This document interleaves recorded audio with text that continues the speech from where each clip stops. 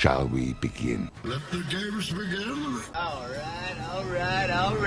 A new age has begun. An age of freedom. Are you not entertained? Are you not entertained? Get to the chopper! This is going to be quite a ride.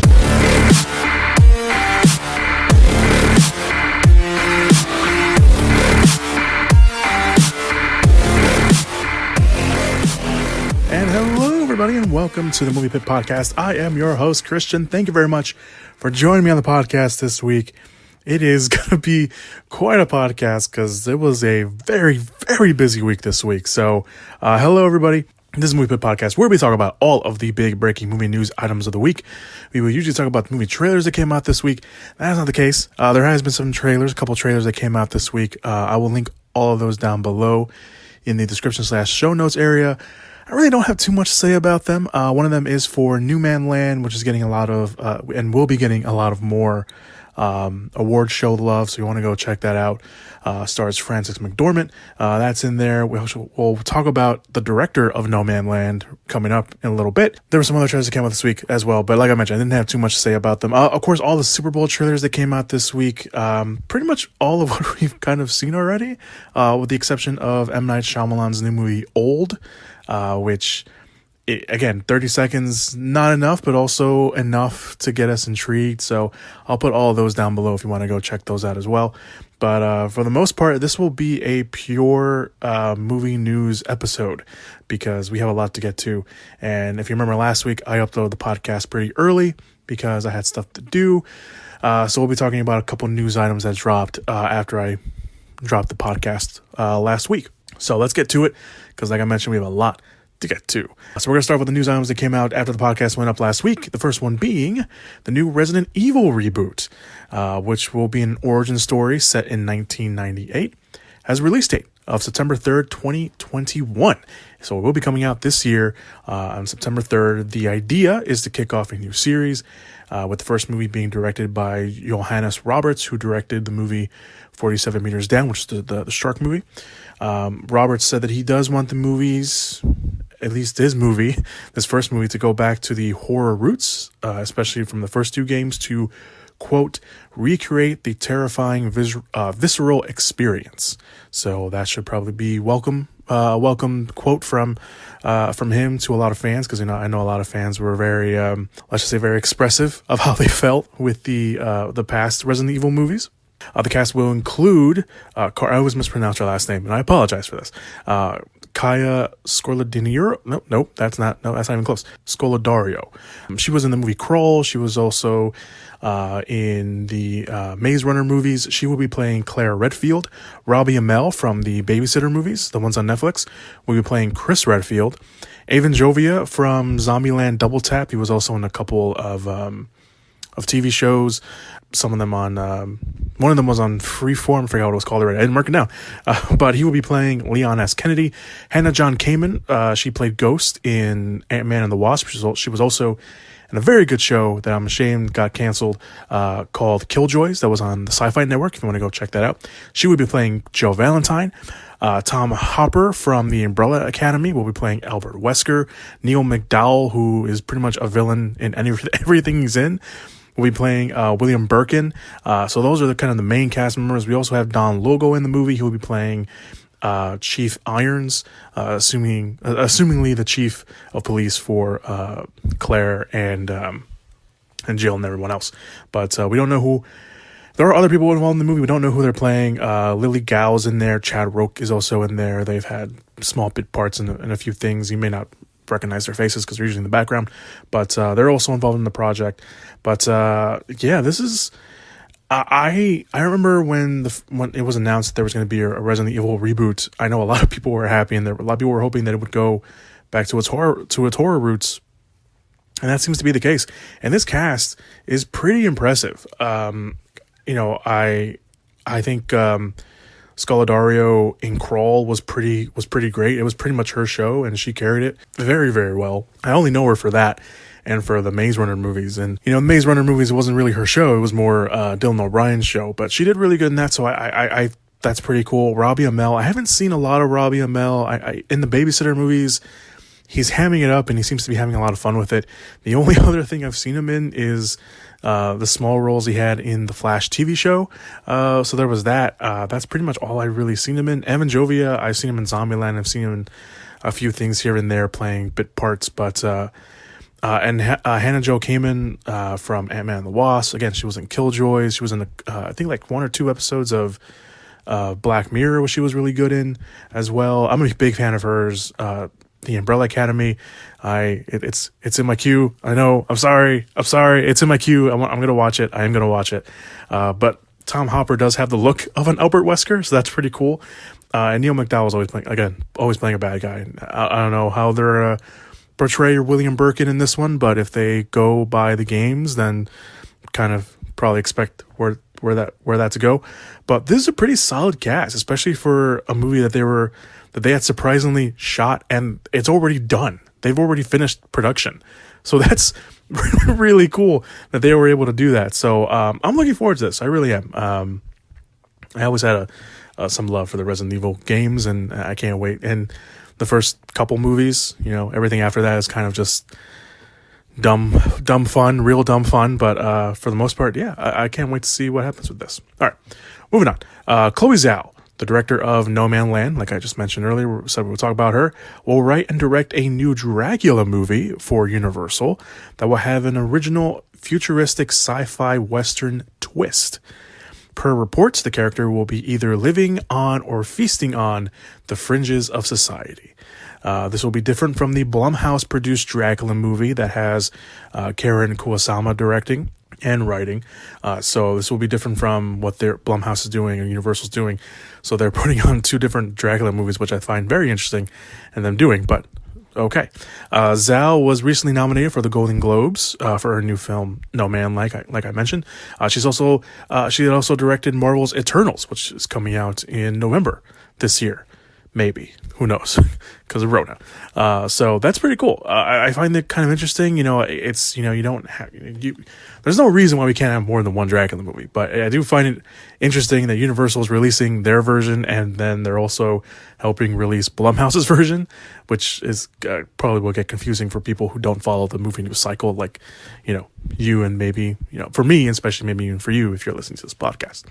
FYI, by the way, this year marks the 90th anniversary of Universal's original Dracula movie with Bela Lugosi. I did not know that. So that's pretty cool. So no wonder they're making more than one Dracula movie. So there you go. All right. So those are news items that came out after the podcast came out last week. Let's move on to this week's movie news items. We're going to have some more quickfire movie news items. Again, if you're new to the podcast or if you forgot what quickfire is, because I haven't done it in a while. I did do it last week, I think. Quickfire is usually movie news items that are pretty self-explanatory. Don't have too much to say about them, but I want to note them because it's usually the people that are involved in these projects are people I'm a huge fan of, and I think maybe you guys will be interested in them. So the first quickfire movie news item is Kathy Yan, the director of Birds of Prey, has been hired to write and direct an adaptation of the short story The Freshening by Rachel Hong. I think it's Hong. The story itself is set in a futuristic America where citizens take a drug to cure racism and sexism. That is, if only it were that easy. Unfortunately, it is not. So we have to do that. It's called The Freshening. No word yet on when production will start, but there you go.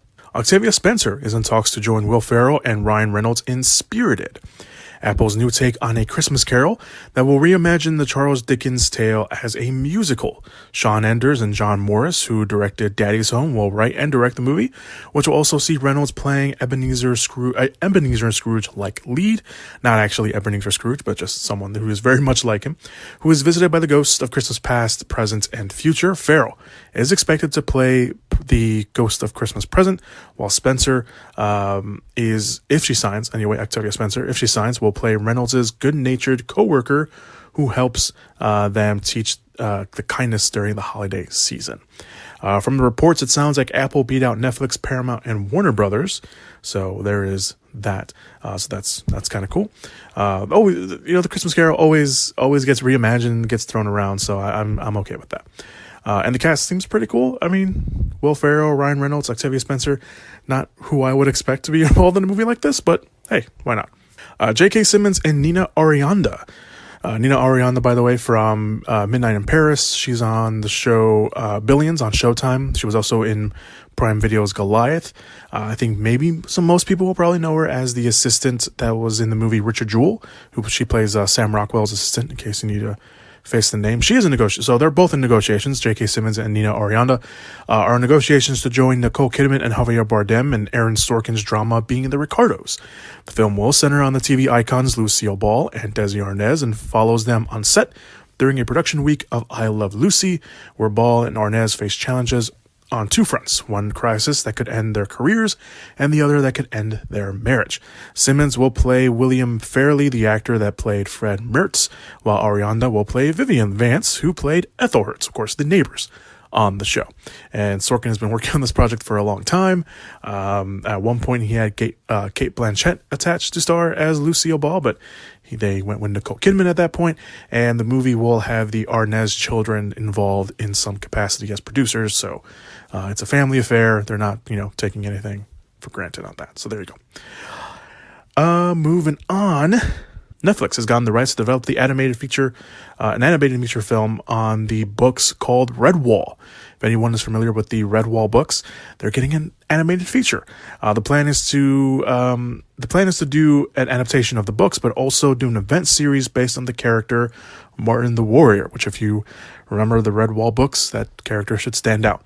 The book series chronicles the adventures of heroic animals that inhabit the forest haven of Redwall Abbey. The series sold over 30 million copies and has been translated into 20 different languages. The movie does have a writer, and Patrick Mahal, who helped Guillermo del Toro write his version of Pinocchio. I have never read the Redwall books. I didn't even know that they existed. To be honest with you, I saw covers of the books and I was like, I don't remember reading these. Maybe I did, maybe I just forgotten, but I know a few friends who read these books and they are more than excited for these. So I might have to go search them out just to see if either to refresh my mind or to read them in general. The illustrations look great. I'm not going to lie. So that's pretty cool.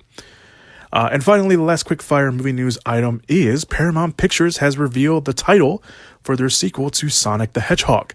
It is titled Sonic the Hedgehog 2. It's not anything big. On top of that, they also gave us a release date, which is the big part. At least a very early release date because, Rona. The sequel will come out on April 8th, 2022. So 2 years from now, which is 1 year from now. We're already in 2021. Oh man, being stuck inside, guys, it's not cool. On top of that, if you saw the announcement, the animation Paramount released, the 2 in the title is a very clear indication that Tails will be in the sequel. Other than that, we don't know anything else about the sequel or if anyone from the first movie will come back. At least human characters like James Marsden, Tinka Sumter, or Jim Carrey, who played Dr. Robotnik. There are rumors. I don't know where these rumors came from. I just saw it on Twitter. There is a rumor that Jason Momoa has been offered the role of Knuckles. We don't even know if Knuckles is in the movie, but apparently that rumor exists if you want to take that rumor if you want. But yeah, there you go. There is that. So Paramount Pictures, Sonic the Hedgehog 2 will come out again on April 8th, 2022. I enjoyed the first one. It wasn't bad. I mean, it wasn't necessarily aimed for me, but I did enjoy the movie for what it was. So I'm down for seeing a sequel if they want to bring that in. They're expanding the world with Tails and stuff, and maybe Knuckles voiced by Jason Momoa, but we'll see with that. But I enjoy the first one for what it was. I'm not gonna sit here and bash it. So all right, that's all quick fire. Let's move on to the big movie news items of the week. So the big movie news items of the week, we'll start off with Amazon has finally given the Michael B. Jordan-led Without Remorse adaptation a release date after picking it up from Paramount last year. The release is on April 30th on Prime Video. The adaptation comes from the Tom Clancy novels, and we also got a synopsis that reads like this. Quote, when a squad of Russian soldiers kill his family in retaliation for his role in a top-secret op, Senior Chief John Kelly, played by Michael B. Jordan, pursues the assassins at all costs, joining forces with a fellow SEAL, played by Jodie Turner-Smith, and a shadowy CIA agent, played by Jamie Bell. Kelly's mission unwittingly exposes a covert plot that threatens to engulf the U.S. and Russia in an all-out war. Torn between personal honor and loyalty to his country, Kelly must fight his enemies without remorse. Without remorse, if he hopes to avert disaster and reveal the powerful figures behind the conspiracy. Also co-starring in the movie is Guy Pearce. We don't know who he's playing, but maybe he's playing the bad guy, maybe he's playing the CI director, who knows, but he's in the movie as well. The script is written by Will Staples and Taylor Sheridan. Sheridan, of course, wrote Sicario and Hell or High Water. And speaking of Sicario, the director of the movie is Stefano Sollima, who directed the sequel to Sicario Day of the Soldado. So there you go. Of course, the first promo of anything we got for Without Remorse was that Super Bowl commercial about the Alexa with Michael B. Jordan. So there was that. But we finally have a poster, we have a release date, and we have a synopsis. I'm expecting, if it's coming out on April 30th, we're going to get a trailer soon. So I'm down for that. This I've been waiting for this for a little bit. So I'm really excited to see what's going to happen here. So from good news to some bad news. Or some, news that wasn't that we kind of knew was coming, but the fact that it still came is a little disheartening. Disney has shut down Blue Sky Studios, the animation studio behind films like the Ice Age franchise. The studio was owned by 20th Century Fox until, of course, the Fox-Disney merger back in 2019, even putting Disney Animation Studios president Andrew Milestein into the studio of Blue Sky Studios. We know what was going to happen there, but they did that, so we assumed that maybe they were going to keep it. But of course, that's not the case. A spokesperson for the studio did make a statement saying this: "Given the current economic realities, after much consideration and evaluation, we have made the difficult decision to close filmmaking operations at Blue Sky Studios." End quote. Again, this shouldn't come as a total surprise. Disney already has Disney Animation and Pixar, two of the biggest animation studios in Hollywood. Granted, Disney now owns, granted Disney owns a lot, but still, it was still kind of a shock to kind of see this news. But again, not too surprising. Blue Sky did have other animation hits like Rio. They made 2 movies of the Rio. Ferdinand, which was very, very good. I don't think enough people saw that. The Peanuts movie, which I did kind of enjoy. After the acquisition from Disney, they released a movie called the Spies in Disguise movie, the one with Tom Holland and Will Smith voicing. But of course, no doubt, Ice Age was their most valuable property. If you want to talk about how New Line was the house that Freddie built, I think it's fair to say that Ice Age was the house that Blue Sky built, because that was their big thing. I mean, that was we had there was 5 Ice Age movies and a bunch of TV specials. So it's kind of a shame, and it does put into question. They had a graphic novel adaptation in the works. Blue Sky Studios did. So either they're going to find a new studio for that, or they're just going to. They already ceased production because obviously they shut down their operations. But we don't know what's going to happen with that. But this is kind of a shame. Again, not totally surprising, because again, they had Pixar and Walt Disney Animation, again, 2 of the biggest animation houses out there. But it sucks. It does suck for them, because I think they had over 400 people working there or something like that. It was a very high number from what I read. I didn't put in my outline, unfortunately, but it had a very high number, and it sucks, and that's a shame. But hopefully all those people get find jobs quick, because there's always a bunch of animated movies out there waiting to get made. All right, moving on. No easy transition from people losing their jobs and that, but we're going to do it anyway. There hasn't been a lot of news on this next project that we're going to talk about, which is Marvel's Blade, with Mahershala Ali attached. Of course, he was attached at San Diego Comic-Con a few years ago, because there was no Comic-Con this year. I mean, there was a quote-unquote Comic-Con this year, but come on. But nothing has been announced about the project since it was initially announced at San Diego Comic-Con. That all changed this week, because the Hollywood Reporter noted that the movie now has a title in Blade the Vampire Slayer, and has a screenwriter in someone whose name I am going to butcher. Stacey Ossie Kofer? I think that's how you pronounce her name. maybe. We'll just go with that. Ulsi Kofer is an award-winning playwright and screenwriter whose credits include the comedy Pen 15. I think that's on Hulu if you want to go check that out. And HBO's much-acclaimed Watchmen. So Blade finally has a movie. Apparently there was a very long search for a writer, and one that included Ali. So they involved him in the writing process to find, or in the process of finding a writer, and they finally got one, and this is really, really cool. So Stacey Ulsi Kofer, again, I'm not sure if I'm pronouncing that right. She is the first Black woman to write a Marvel movie, and in fact, the report notes that Marvel was looking for a Black writer in general. They weren't gonna hire a white writer. They wanted a Black writer on the movie, and it just turns out they just found a Black woman writer, which is very, very cool. The search for a director is still ongoing. We don't obviously know what angle they're going to take with the movie since they just found a writer, but this is a very huge step forward, both in the writing front, both in the project front. This is just really, really cool all the way around. So, and we'll see what happens with that. Moving on to another comic book news. A report came out this week. We'll talk about rumors. We were talking about the Jason Momoa rumor. We might as well talk about this rumor. This rumor came from Illuminati, which, take it as you will, not the most trusted source out there. I think they were the ones that also broke the Jason Momoa rumor that came out, but we're going to talk about it anyway because a few outlets did pick it up. Sony Pictures has reportedly offered the role of Kraven the Hunter to Keanu Reeves, which I find very surprising. Now, again, we should just take this as a very, very huge rumor and as a massive grain of salt because Sony has not come out and talked about this at all, at least at the time of this recording. Because other than the initial announcement that we were getting a Kraven spinoff, we got an announcement that J.C. Chandor was going to be directing. Chandor directed A Most Violent Year and Netflix's Triple Frontier. If you need movies, if you want to go research him and watch his movies, we haven't heard much about the project at all. So on top of the Reeves news, on top of that report, it also says that the movie is being described as a mashup between Logan and Man on Fire, which is the movie with Denzel Washington. Look, I, like everyone else, love Keanu Reeves. I think Keanu Reeves is awesome. I think he is a treasure that we need to protect as much as possible. However, again, I love him, and if he does it, if he accepts it, then great. I'm sure he'll knock it out of the park. I don't see him as Kraven. Kraven, by the way, in case no one knows who he is, Kraven is a big game hunter. That's who he is.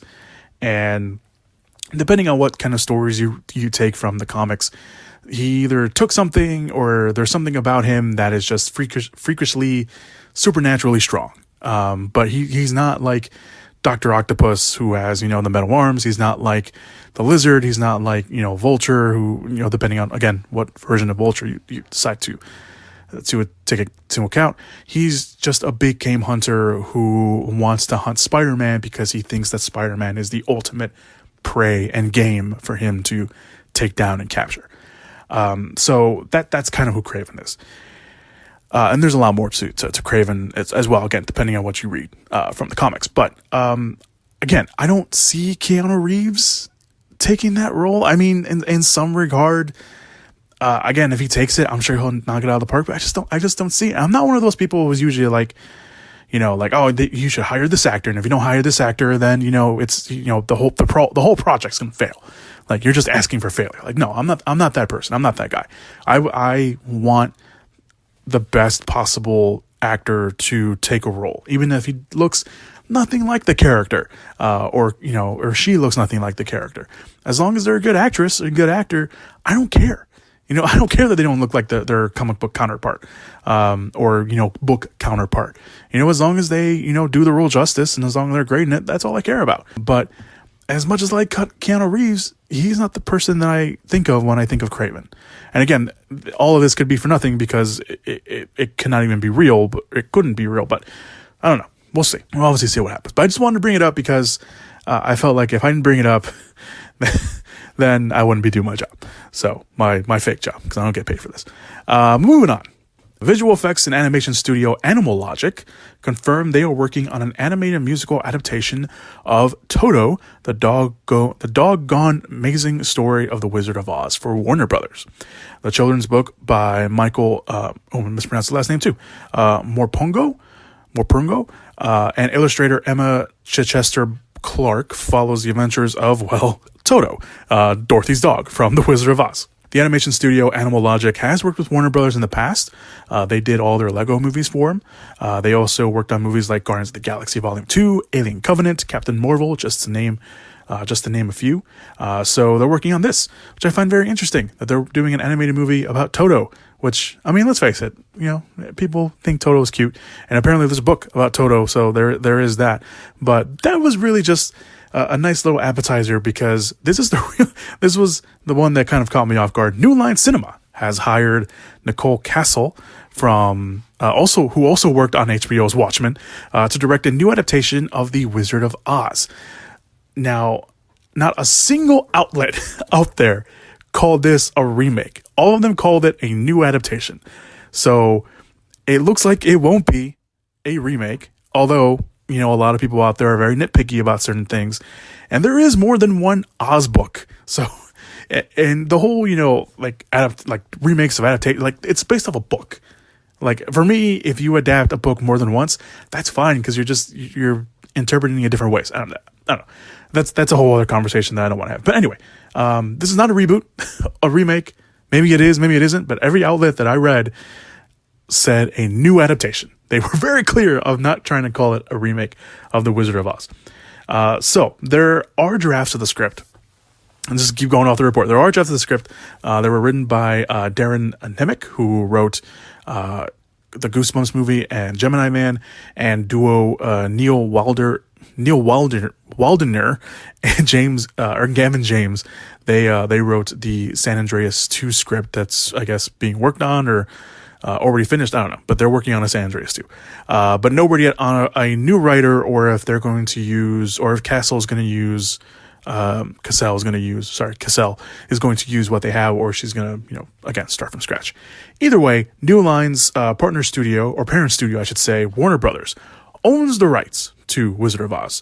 So they can use the ruby slippers and such. I bring that up because it was brought up in the report, but also, if you remember, Sam Raimi directed a prequel in 2013 called Oz, Great and Powerful, and there were certain things that they couldn't mention or even use in his movie because of rights issues with different studios.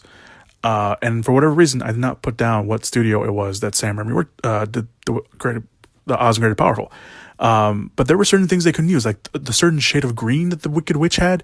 They couldn't use that green, so she had to be a little darker or something close to it. They couldn't mention the ruby slippers. They couldn't mention certain things. So I find that very interesting that's what happened. So Cassell was fundamental in bringing HBO's Watchmen to the screen.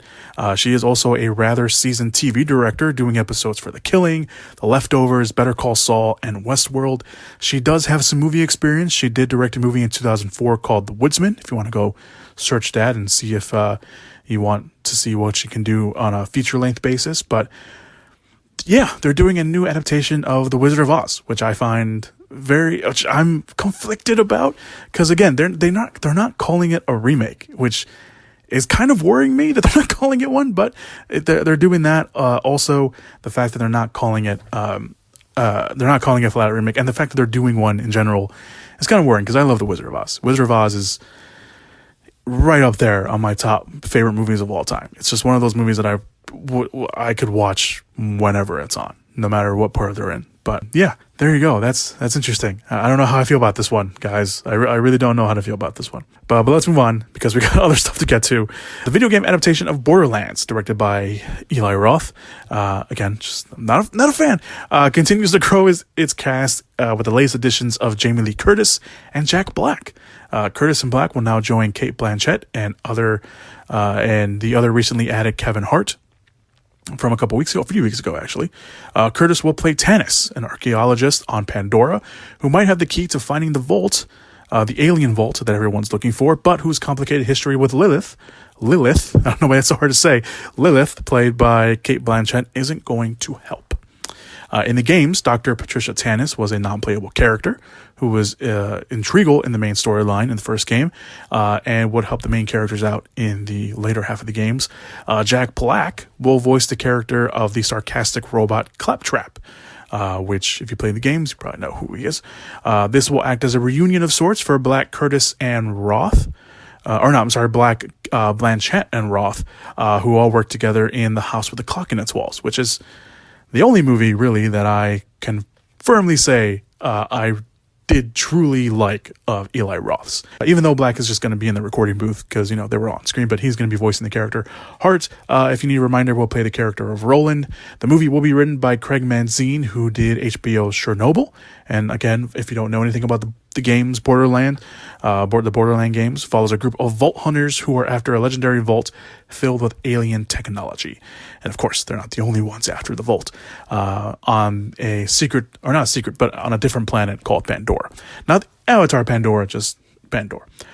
So yeah, there you go. Jack Black, Jamie Lee Curtis. I find it interesting. When Jamie Lee Curtis was added, I was like, oh, that's interesting. And then Jack Black was added as the robot character. I was like, okay, Eli Roth, you caught my interest on this one. Not your biggest fan yet, but you caught my interest. Let's move on to another video game adaptation, sort of. The long in development Dungeons and Dragons movie is getting its cast together, and a rather good one, surprisingly. Chris Pine, Michelle Rodriguez, and Justice Smith have all joined the adaptation that will be directed by John Francis Daly and Jonathan Goldstein, who directed the comedy movie Game Night, and also wrote the script for the first new Spider-Man movie. Plot details are being kept under wraps for now, but the tone is set to be a cross between Guardians of the Galaxy and Pirates of the Caribbean, which is very interesting. Two very different movies, but well, kind of two very different movies. But if that's the tone they're going with, I'm interesting. I'm all for it. Pine will play a battle-tested hero, with Rodriguez playing a fierce warrior, and Smith playing a half-elf wizard who lacks confidence in himself, but is, quote, funny and lovable. That was how they described the character. Justice Smith, by the way, if you guys don't know who he is, he was the main character in Detective Pikachu. So that was him. He was also in Jurassic World, the second one, and he will come back for the third one as well. And he's been in a couple of other stuff as well. But yeah, this is pretty cool. I remember watching the first Dungeons and Dragons movie, and even back in the day, even though I never played Dungeons and Dragons, I knew that movie was not good, and you should not watch it. No matter what you do, no matter the urge you have of watching that old movie, you should not watch it. But I'm glad they're making this one. I know they've been working on this for a while, like a long time.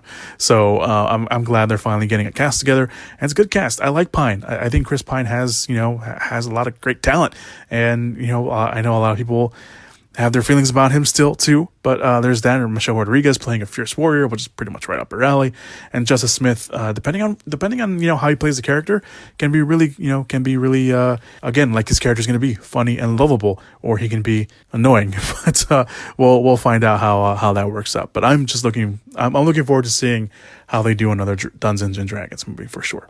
Judd Apatow is putting together a rather big name cast for his next comedy, which is titled The Bubble, which he is directing and co-writing. Pedro Pascal, Karen Gillan, Keegan-Michael Key, David Duchovny, Fred Armisen, Maria Baklava from, she was one of the breakout members of Borat 2, along with family members Iris Apatow and Leslie Mann have all joined the comedy, which films next week. The comedy will be about a group of actors and actresses stuck inside a pandemic bubble at a hotel attempting to complete a studio franchise film. Very, very meta, since we can expect, since that is actually happening right now in a lot of places. And the Hollywood Reporter notes that the project takes inspiration from the real-life making of Jurassic World Dominion, which saw the cast in the UK for months during the lockdown, with production stopping and restarting several times due to positive COVID tests. While actual details on what the film is about is unknown at the moment, Pascal and Gillan will play the franchise stars in the movie, with Mann and David Duchovny playing a once married acting duo now forced to quarantine under the same roof.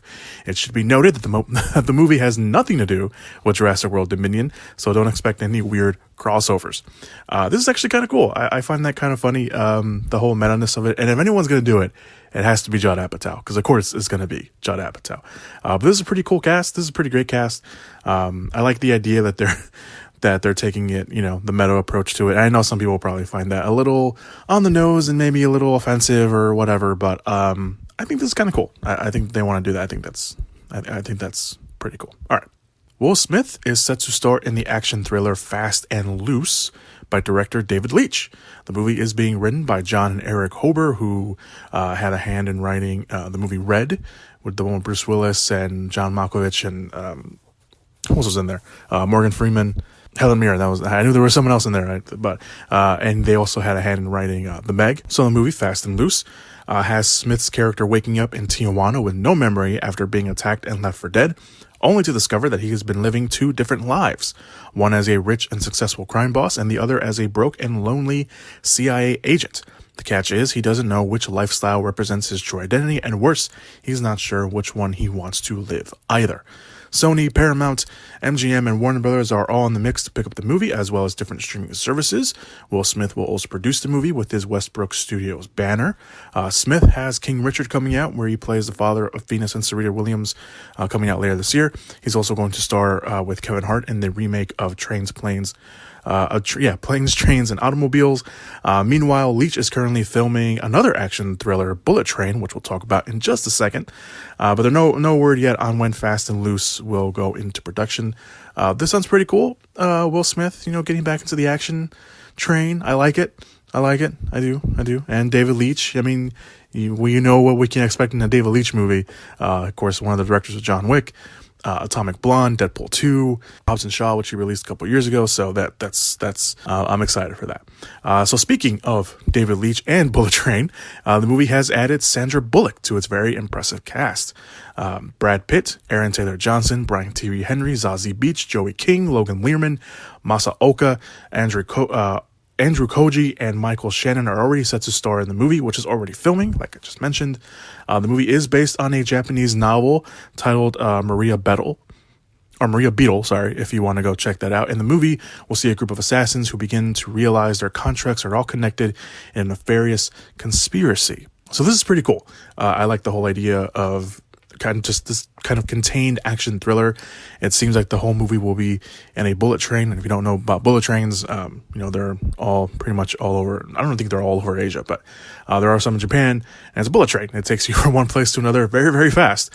So it's going to be really interesting to see all these people in there. Like I mentioned, Brad Pitt, Sandra Bullock. Amazingly, the first time that they have worked together, which is pretty rare and, again, very interesting. Aaron Taylor Johnson's in there. Like I mentioned, Brian Tyree Henry, Zazie Beetz. So this is really cool. I can't wait to see what David Leitch has in store for all of us with this one. So I'm looking forward to what they do. All right, so let's move on to the next movie news item. Paramount Pictures has found its director for the originally announced reimagining of the 1997 action movie Face Off. Yes, the one with Nicolas Cage and John Travolta. The director for, again, the originally announced reimagining is Adam Wingard, who has Godzilla vs. Kong coming out next month. He also directed the movies like You're Next, Blair Witch, Netflix's Death Note, and The Guest, one of my personal favorites. Wingard will also write the script with his script writing partner, Simon Barrett. They are taking over from another writer who had been attached for the movie since Paramount got the rights to Face Off last year. Reports do say that Wingard and Barrett will start from scratch. Of course, the original, like I mentioned, was starred Nicolas Cage and John Travolta. It was directed by John Woo. John Woo, of course, Hard Boiled and Hard Target and a bunch of other great action movies. But I mentioned that the movie was originally reported as a reimagining, but since the initial announcement of Wingard's hiring broke, Wingard and Barrett both went online to the different social media accounts, and came out and said that their Face-Off movie won't be a remake or reimagining, but will be a sequel, which is really, really cool. That's amazing. Now, obviously, Wingard and Barrett, they've directed sequels before. Blair Witch, a few years ago, they kind of hid it from us that it was just going to be another random horror movie, but they announced whatever Comic-Con that year it was released, that it was indeed a sequel to Blair Witch, which was really cool. So this is really cool. I love the first. I could say first because I'm not gonna say original because again it's a sequel. I love the first Face Off movie. It's wacky. It's pure 90s cheese. Even going back and looking at it, it's still if you don't get boggled down by the science, everyone's going to get boggled down by the science, and that's fine. But back then, yeah, it was a little weird. I mean, today, maybe that kind of makes a little bit more sense because we have better technology now, and maybe I'm not going to say that. I was going to say maybe we can do it, but I'm not going to say that because I don't know anything about the science. But this is really cool. I'm a huge fan of Wingard. I really do love Wingard. I love The Guest and You're Next. Those are two movies that I really love. Blair Witch, it wasn't good. It wasn't great. I don't know if I blame him though. And then you had Netflix's Death Note, which again, I don't think I necessarily blame him for that either. But, and Godzilla vs. Kong looks amazing. They also did another movie, together. I think it was called The Horrible Way to Die. And I remember, the first thing that I saw from them was Your Next. So I can't remember if it was, I saw it afterwards because I really loved Your Next, and then I saw The Guest. I just wanted to see what else they did. And I think the other movie they did was A Horrible Way to Die. But I saw it years ago, so I can't remember. I'll have to go back and watch it again. But I do remember liking it when I first saw it. So this is really cool. A sequel to Face Off, really, really great. I mean, Face Off itself had a lot of what ifs, because I think originally it was supposed to be like Sylvester Stallone and someone else. I want to say some other big star. I think I want to say Arnold, but I don't know if that's true. But yeah, if you go back in the history of Face Off, like who was originally supposed to star in that, it wasn't originally Nicolas Cage and John Travolta. So that's pretty interesting. They went with that route. And again, it's just one of those really good cheesy action 90s movies. If you've never seen it, I highly recommend you go watch it. There's no word on what direction they're going to take with this. They don't know if they're going to do the man thing again, or maybe they'll go with female swaps. Who knows? We'll have to see what they do with that. But I'm looking forward to this. I really am. All right, and this is the last movie news item, at least at the time of this recording, and it's a big one, or kind of a big one. The futures of F9 and Black Widow may have been answered this week, at least for now. Obviously, with the pandemic going on, but if the report from Variety is believed, these are the answers to those two big movies. And Variety obviously is a very big outlet and very trusted outlet, so we got to obviously take them for what they say. According to the outlet, both futures of those movies, and the future of both movies is theater runs. We'll start off with Universal because it's the smaller one, or at least the more quick to the point one. Universal says the studio is committed to releasing F9 in theaters. Now, that's not too surprising considering that Fast and the Furious franchise makes a lot of money for the studio, makes a lot of money for everywhere else. But with that mindset, if theaters don't open by Memorial Day weekend, which is when this movie is supposed to come out, they may have to push the movie back yet again. Of course, they already pushed it back from last year to this year. They push it back again. It's just, more of the same of what we've been seeing and been talking about. So let's move on to Black Widow, which is obviously the more talked about one, because that was supposed to also come out last year, but obviously they got pushed back, and it now sits to come out this summer as well in May once again. So it would be a whole year. The big difference between this and F9, for the most part, is that Disney has Disney Plus. Now, Universal can technically release F9 on Peacock, but no one sees that happening because let's face it, they don't want to do that. And they already said they're not going to do that. Disney already released Mulan on the streaming platform through their Premier Access service they have, which is like $30. I think they'll also be doing that with Raya and the Last Dragon, which is supposed to come out this year as well. So I think they're going to be doing it with that. If they follow that same plan, then they'll probably be releasing the movie later this year free. So if you don't want to pay the $30 and save yourself the money, then you can wait a little bit. But they also released Onward, which when the pandemic started last year, it was supposed to come out around that time when everything started shutting down, and they pretty much released Onward on the streaming platform. They also released Soul, Pixar's Soul, last year as well, around Christmas time. So a lot of fans just want Disney to release Black Widow on the platform, on Disney Plus. But we've been hearing, from multiple reports, since the delays and everything, that Disney pretty much was committed to releasing the movie in theaters. They said that the movie would be coming out in theaters no matter what. And one of those people who is committed to the theater release is Kevin Feige, aka Marvel Studios president and chief creative officer. In fact, Variety reports that Feige is against a plan that Disney may want to do with Black Widow, and that is the hybrid release. Now, the hybrid release is basically what Warner Brothers is doing with their movies, releasing them in theaters and HBO Max on the same day. Now, of course, Warner Brothers releases the movie on HBO Max, but they have a 30-day time slot. So once those 30 days are over, they take it down from the streaming platform and presumably will put it back in the platform sometime later within the year or, somewhere down the line. Feige doesn't want to do that. He doesn't want to do the hybrid release. At the end of the day, though, Feige does still work for Disney. And if Disney wants to finally release Black Widow on Disney Plus, they could. And Feige won't have, doesn't have much to say. But from reports and that we've seen, Feige is very well liked within the Disney higher ups, and he probably has a little bit of sway there. So it could, at the end of the day, come down to one thing, and the one thing that keeps Hollywood spinning, even though people don't believe it, although some people do believe it, others just choose not to: money. That's basically what it comes down to. We'll find out soon, because Variety reports that Disney has 3 to 4 weeks to decide what to do with Black Widow. Of course, Black Widow, like I mentioned, has a May release date, so they have 3 to 4 weeks to decide if they want to do that, presumably for like marketing material and quarter releases and stuff like that. This could affect in a lot of ways Marvel's other movies that are coming out this year. Of course, they have Shang-Chi and the Ten Rings coming out in July. Eternals comes out in November, and Sony has the third Spider-Man movie coming out in December. Or Eternals comes out in November, Spider-Man comes out in December. So this is huge.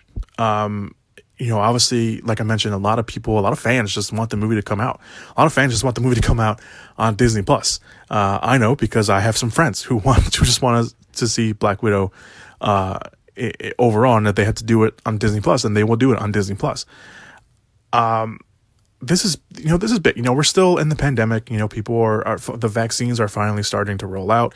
I'll admit, I got my COVID shot. I don't know if I announced it on the podcast. I got my first dose last month, so I'm getting or a couple weeks ago. So I'll be getting my second dose next week. And I mean, that doesn't make me immune. I know that. I'm still gonna be wearing my mask.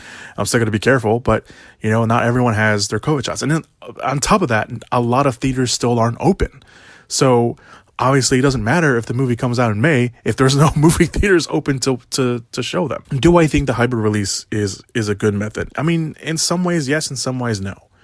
I mean, if you look at what Warner Brothers is doing, they had the Little Things come out.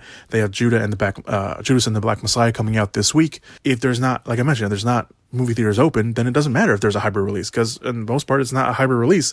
It's just a streaming service release. So I don't know what's going to happen. With F9, they already pushed it back once. And with Black Widow, they pushed both these movies back. These are big movies. These are big tentpole franchise movies that will earn the studio a lot of money.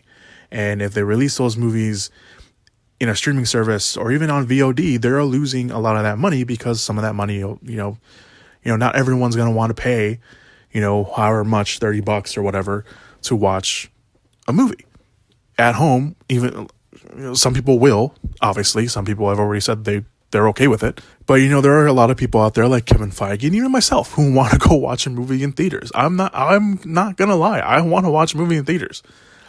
I miss going back to the movie theater. I really do. I love the theater experience. I love sitting in a dark room, watching a movie on a big ass screen with the surround sound system super loud. I miss that. I do. And if I had if you give me the choice to watch Black Widow safely in a movie theater or the option of watching it at home, I'm going to pick a movie theater every time. I mean, maybe I'll watch it, I'll watch Black Widow maybe the second time, maybe even the third time at home. But if you're going to give me the choice, guaranteeing my safety, going to a movie theater and watching Fast and the Furious 9 and watching Black Widow, if you can guarantee me my safety in a movie theater, I'm going to go watch those in a movie theater for the first time. That is an easy choice for me to make. And then that's just me. Maybe that's just me. I don't know how you guys feel about that, but that's how I feel. So, excuse me. So, yeah, I don't know. I don't know what's going to happen with everything that's going on, but there you go. Those are reports. Fast 9, or F9, I should say, and Black Widow are committed to a theater release. Obviously, we'll find out in about 3 to 4 weeks, or maybe even sooner, what Disney and Marvel will do with Black Widow. If whatever it is, I'm sure fans will have a lot of opinions on it. So we'll wait and see what happens there. That is it. That is all the movie news I have for you guys, at least at the time of this recording. So bear with me if anything else comes out. If anything big comes out after the podcast goes up, obviously I will put it up on the Twitter page. I will probably also put it up on the Instagram page, because we have an Instagram page now. So go check out all the links that are down below in the description / show notes area. Links to everything. Like I mentioned, the Twitter page, the Instagram page. We also have the links to the different platforms you can listen to the podcast on. We're on YouTube. We are on Apple Podcasts. We are on Stitcher. We are on Spotify. And what else is down there? A bunch of other stuff is down there as well. All the links to the trailers that came out this week, and of course the Super Bowl trailers. If you haven't watched those yet, I'll put those down below for you guys as well, if you want to watch them all over again. But yeah, that's it. Thank you guys so much for listening to the podcast this week. I very much appreciate it. Let me know what your favorite movie news item of the week was. What's maybe what your opinions are on certain things. So yeah. All right, guys, that's it. Thank you very much for listening. I very much appreciate it. Be sure, if you go out, to wear your mask. Keep a safe distance. Be good people. Don't attack anybody. You know, there's a lot of things going on right now, and you know the whole. There is this thing that not a lot of people are talking about, but I've seen online. You know, there's a rising attacks on the Asian community, and even you don't have to be Asian to be supportive of this cause. So just be aware of stuff. Do your own research if you want. But just be good people, guys. It's not that hard. It's not that hard to be a good person. It really isn't. All right.